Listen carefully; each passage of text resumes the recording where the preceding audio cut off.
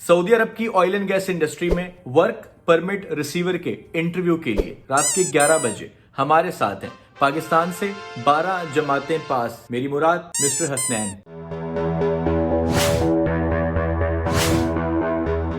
अगर आप भी पाकिस्तान या इंडिया से सऊदी अरब की ऑयल एंड गैस इंडस्ट्री में जॉब करना चाहते हैं, ऐसी जॉब जिसमें रह के आप बहुत कुछ सीख सकते हैं और कुछ वक्त के बाद आप सुपरवाइजर तक बन सकते हैं, तो मेरा मशवरा यह है कि आपको first time work permit receiver पर बाहर लाजमी आना चाहिए अगर मौका मिलता है तो आपके वर्क परमिट रिसीवर के इंटरव्यू के लिए मैंने ये इंटरव्यू कंडक्ट किया है मिस्टर हसनैन के साथ, और इस इंटरव्यू का मकसद है आपको ये बताना कि वर्क परमिट रिसीवर के इंटरव्यू में आपसे क्या कुछ सवालात पूछे जा सकते हैं। और पहला सवाल याद रखिएगा, मोस्ट ऑफ द टाइम यही पूछा जाता है, इंट्रोड्यूस योरसेल्फ। तो हम शुरू करते हैं ये वाला इंटरव्यू हसनैन के साथ। मिस्टर हसनैन, ये परमिट टू वर्क सिस्टम क्या होता है? सर, ये PTW परमिट टू वर्क एक फॉर्मल रिटन डॉक्यूमेंट है जो कोई भी जॉब या वर्क स्टार्ट करने से पहले हैजर्ड्स को कंट्रोल करने या रिस्क को आइडेंटिफाई करने में मदद करता है। सर, किसी भी लोकेशन पर अगर हमने कोई जॉब स्टार्ट करवानी है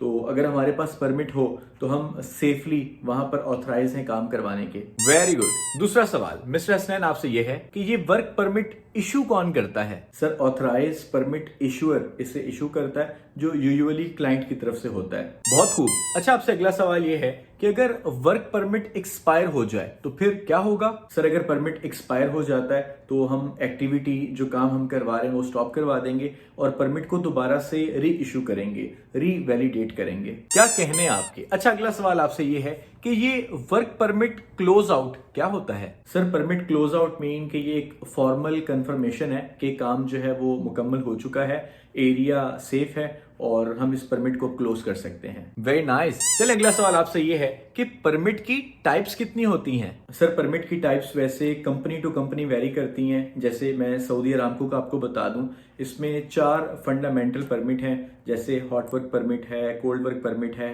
कॉन्फाइंड स्पेस एंट्री परमिट है या equipment opening line break permit भी है। और इसके अलावा भी जैसे एक्टिविटी में लिफ्टिंग है, स्कैफोल्डिंग है, एक्सवेशन है, तो रिक्वायरमेंट्स के मुताबिक या एक्टिविटीज के मुताबिक और भी परमिट हैं। Very good. अच्छा, ये बताओ, ये हॉट वर्क परमिट क्या होता है? सर, पहले तो ये वो वाला हॉट नहीं है जो हॉट आप कह रहे हैं। और रही बात हॉट वर्क परमिट की, तो हॉट वर्क परमिट उन एक्टिविटीज की वजह से लिया जाता है जिनकी वजह से हीट, स्पार्क या फ्लेम प्रोड्यूस होने का खतरा हो, यानी आग लगने का खतरा हो। अच्छा, तो फिर ये कोल्ड वर्क परमिट क्या होता है? सर, ये कोल्ड वर्क परमिट उन एक्टिविटीज के लिए होता है जो नॉन स्पार्केबल हो, जिनमें इग्निशन सोर्स ना हो, आग लगने का खतरा ना हो। अच्छा मिस्टर स्टैन, ये बताओ, ये JSA क्या होता है? Sir, JSA job safety analysis को कहते हैं और सर ये एक किस्म का टूल है। ये एक डॉक्यूमेंट होता है जिसकी मदद से हम किसी भी एक्टिविटीज के हैजर्ड्स और उनके कंट्रोल मेजर को डिस्क्राइब करते हैं। अच्छा स्नैन, ये बताओ कि ये लोटो ये क्या होता है? सर, लोटो लॉक आउट टैग आउट को कहते हैं और ये खतरनाक एनर्जी को कंट्रोल करने का एक मेथड है।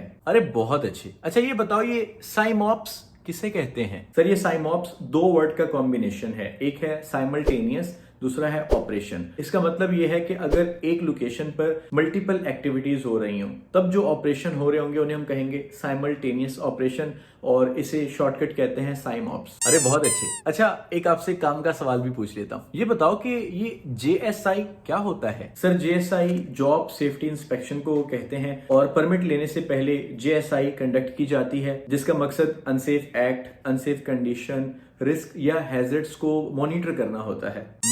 और ये JSI कंडक्ट कौन करता है? सर, आमतौर पर job safety inspection permit issuer, permit receiver, safety officer या सुपरवाइजर या कोई भी कॉम्पिटेंट पर्सन इनके साथ कर सकता है। इस इंटरव्यू का सबसे इंपॉर्टेंट सवाल पूछते हैं हसनैन से। हसनैन, आप ये बताओ कि अगर आपने लिफ्टिंग एक्टिविटी स्टार्ट करवानी हो तो उससे पहले कौन कौन से डॉक्यूमेंट्स आपको रिक्वायर होंगे? सर, अगर मैंने कहीं लिफ्टिंग एक्टिविटी के लिए परमिट लेना है तो जो डॉक्यूमेंट्स हैं उनमें सबसे पहले नंबर पर मेरे पास लिफ्टिंग प्लान होना चाहिए, रिस्क असेसमेंट या जॉब सेफ्टी एनालिसिस यानी JSA होना चाहिए, क्रेन की थर्ड पार्टी सर्टिफिकेशन होनी चाहिए, क्रेन का लोड चार्ट होना चाहिए, ऑपरेटर के पास भी वैलिड डॉक्यूमेंट्स होने चाहिए और लिफ्टिंग ऑपरेशन के मुताबिक एक रिगर भी चाहिए होना है, उसके पास वैलिड सर्टिफिकेट भी होना चाहिए, TBT का रिकॉर्ड होना चाहिए, एक फायर वॉचर का सर्टिफिकेट भी होना चाहिए, इनके साथ इमरजेंसी रेस्क्यू प्लान होना चाहिए और इनके साथ साथ लिफ्टिंग ऑपरेशन ऑपरेशन में जो रिगिंग के टूल इस्तेमाल होने उनके भी सर्टिफिकेट्स होने चाहिए। जब ये सारे डॉक्यूमेंट्स मेरे पास होंगे